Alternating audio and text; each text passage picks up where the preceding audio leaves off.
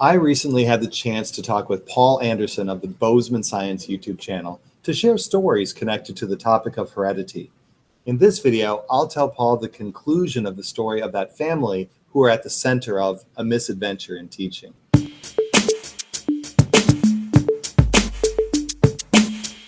Reason that I was hoping to talk with you today is that you have a unique genetic trait that you actually taught about in some of your Bozeman science videos.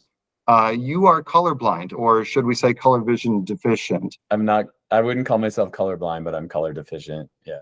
Tell a little bit about how or what it's like to be colorblind, or how you perceive colors differently. Yeah, I don't know. I think there's a misconception that you don't. I remember talking about this in class where the kids would be like, what color is that? What color is that? And they want you to they think you can't see color at all. For me, certain colors of like reds and greens will kind of blend together, and I have a hard time like determining like what's what. In part one, I told Paul about a student who learned she was colorblind during a 10th grade biology lesson.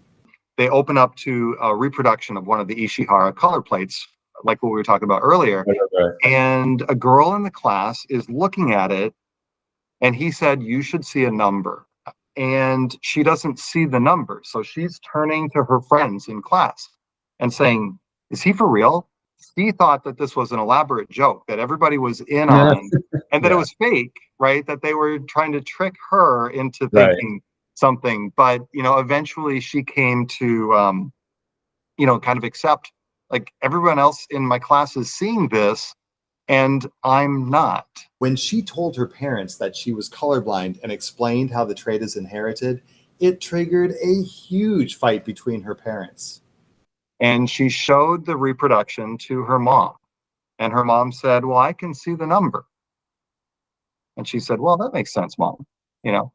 And then the book was passed over to her dad, and he took a look at the book and got really serious and really quiet.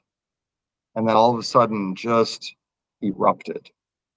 Why did the dad blow up about the color vision? Is that it? That's kind of the hook, or that's the problem? Gotcha. Yeah. So what comes to mind for you? Like, why do you think the dad got so angry? It sounds like a paternity. It's almost always a paternity thing. So it would be that.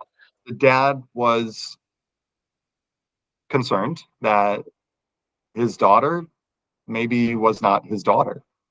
It's interesting. I was working with a teacher. She had talked about giving the 23andMe. She'd done testing, and then it came back, and it's like, here's your 2 brothers and like 2 sisters. And she's like, I only have 1 sister. And then it was like, oh, wow. So did the parents wind up getting divorced? In this next clip, I'll tell Paul how the story ended. So the girl's coming to class still. She's in class with my friend. She's devastated on the inside. She's worried that her parents are going to get a divorce.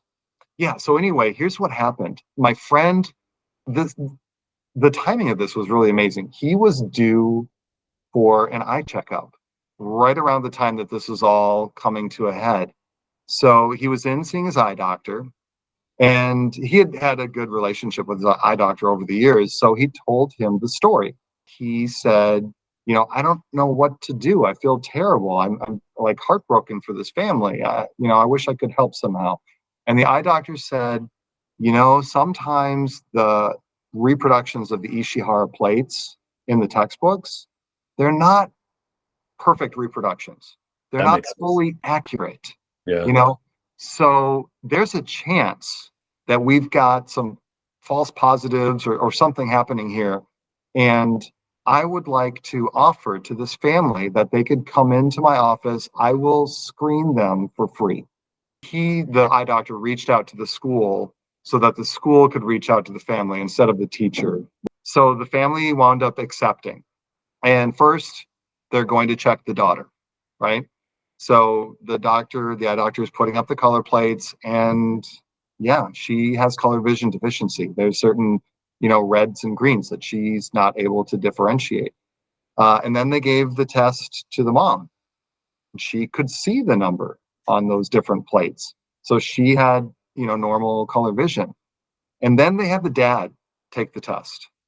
and they're going through the plates, and they wind up figuring out at this stage of his life, he never knew it, he was actually colorblind.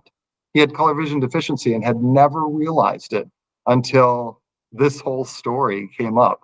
Yeah. So, as far as the story goes, I think that there was a positive resolution. I think there was maybe some, mending of bridges that probably had to happen in that marriage, maybe. And what would a conversation be without a fun question? I would like you to imagine that you are being introduced at a really big event and you have to pick your walk-up music.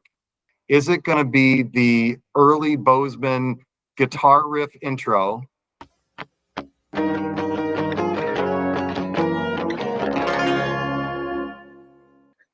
Or is it going to be the little bit later Bozeman like drum loop?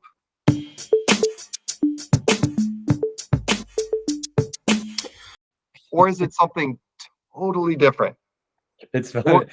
Yeah, that's a good question. Like the drum loop came first. So those are the ones that I was using first. And then there was a point at which YouTube was like really cracking down on like you had to have written permission from the person who made the music. So then I switched to my friend who plays guitar and he just did a riff for me just for that. So then I went to that. Now I'm back to the drum loop.